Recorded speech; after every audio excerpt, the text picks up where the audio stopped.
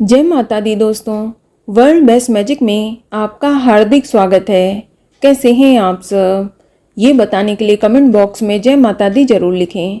दोस्तों, 2 अप्रैल दिन शनिवार से चैत्र नवरात्रि शुरू हो चुके हैं और अब लोगों में ये जानने की उत्सुकता है कि आखिर अष्टमी, नवमी और दशमी तिथि कब पड़ेगी, क्योंकि नवरात्रि में भक्तों के बीच में अष्टमी, नवमी की तिथियों को लेकर असमंजस रहता है, क्योंकि बहुत से लोग नवरात्र का पहला और आखिरी सिर्फ 2 दिन का ही व्रत करते हैं, या वहीं कुछ लोग 9 दिन के भी नवरात्रि रखते हैं।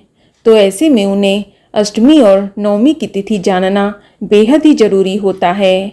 तो आज हम आपको इस वीडियो में यही बताएंगे कि आखिर अष्टमी, नवमी कब मनाई जाएगी और आपको व्रत किस दिन रखना है। इसके अलावा आपको किस दिन हवन और कन्या पूजन आदि करना चाहिए, ये भी बताऊंगी।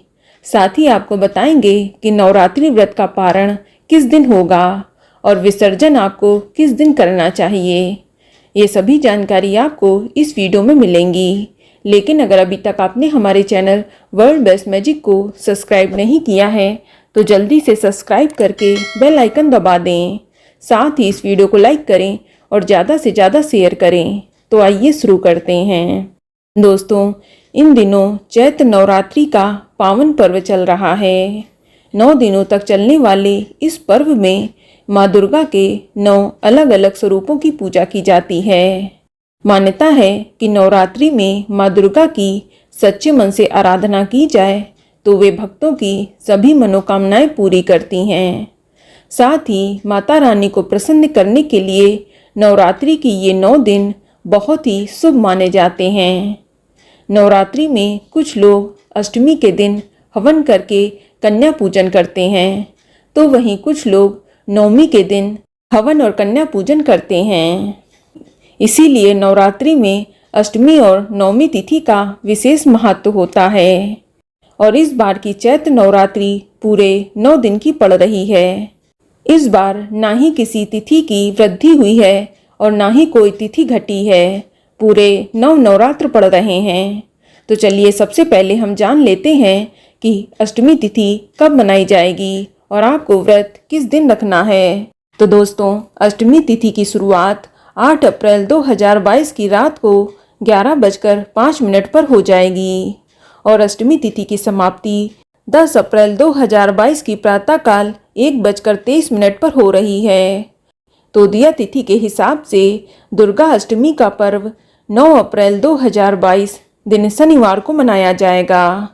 जो लोग उतरती चढ़ती यानी पहला आखिरी व्रत रखते हैं तो वह लोग 9 अप्रैल 2022 को दुर्गा अष्टमी का व्रत रखेंगे और इस दिन माँ महागौरी की पूजा भी करेंगे। वहीं 9 अप्रैल को सुबह 11:25 के बाद सुकर्मा योग भी लग रहा है। सुकर्मा योग को ज्योतिष शास्त्र में शुभ योगों में गिना जाता है। इस योग में किए गए कार्यों में सफलता प्राप्त होती है। इसके अलावा सुकर्मा योग में किसी नौकरी को ज्वाइन करना या मांगलिक कार्य करना भी बहुत ही उत्तम माना गया है। और बात करें नवमी तिथि की, तो नवमी तिथि की शुरुआत 10 अप्रैल 2022 की प्रातःकाल 1:23 पर हो रही है और नवमी तिथि की समाप्ति 11 अप्रैल 2022 की प्रातःकाल 3:15 तक रहेगी। तो उदया तिथि के हिसाब से महानवमी का पर्व 10 अप्रैल 2022 दिन रविवार को मनाया जाएगा। दोस्तों, अधिकांशतः लोग अष्टमी व नवमी तिथि के दिन ही हवन और कन्या पूजन करते हैं। जो लोग पूरे 9 दिन का व्रत हैं वह लोग नवमी तिथि को हवन या कन्या पूजन करेंगे। जो लोग उतरती चढ़ती यानी पहला आखिरी व्रत है तो वह लोग चाहे तो अष्टमी या फिर नवमी तिथि को भी हवन या कन्या पूजन का आयोजन कर सकते हैं। तो आपको बता दें कि अष्टमी 9 अप्रैल 2022 को और नवमी तिथि 10 अप्रैल 2022 दिन रविवार को पड़ रही है।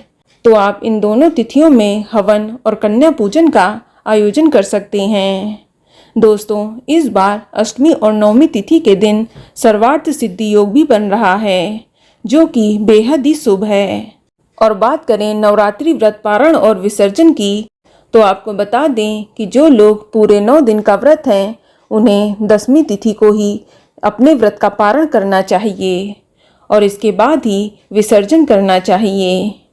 तो दसवीं तिथि की शुरुआत 11 अप्रैल 2022 की प्रातःकाल 3:15 पर हो जाएगी और दसवीं तिथि की समाप्ति 12 अप्रैल 2022 की प्रातःकाल 4:30 बजे तक रहेगी। तो इस हिसाब से दसवीं तिथि 11 अप्रैल 2022 दिन सोमवार को मनाई जाएगी। 11 अप्रैल को ही नवरात्रि व्रत का पारण किया जाएगा और इसके बाद विसर्जन भी किया जाएगा। दोस्तों, अष्टमी व नवमी तिथि में कन्या पूजन जरूर करना चाहिए, वरना आपको नवरात्रि के व्रत का पूरा फल प्राप्त नहीं होता है। आप अपने घरों में देवी स्वरूप कन्याओं को बुलाकर उन्हें भोजन अवश्य कराएं।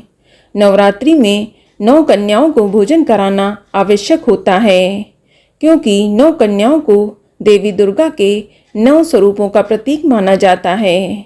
और ध्यान रखें कि कन्याओं के साथ एक बालक भी जरूर होना चाहिए, क्योंकि उन्हें बटुक भैरव का प्रतीक माना गया है। माँ के साथ भैरव की पूजा भी आवश्यक मानी गई है। तो बोलो माँ जगदम्बा की जय। तो दोस्तों, ये जानकारी आपको अच्छी लगी तो कमेंट में जय माता दी जरूर लिखें और अगर आपका कोई सवाल हो तो उसे कमेंट बॉक्स में अवश्य पूछ लें और इस वीडियो को लाइक करें, शेयर करें और साथ ही साथ चैनल को सब्सक्राइब करें। धन्यवाद।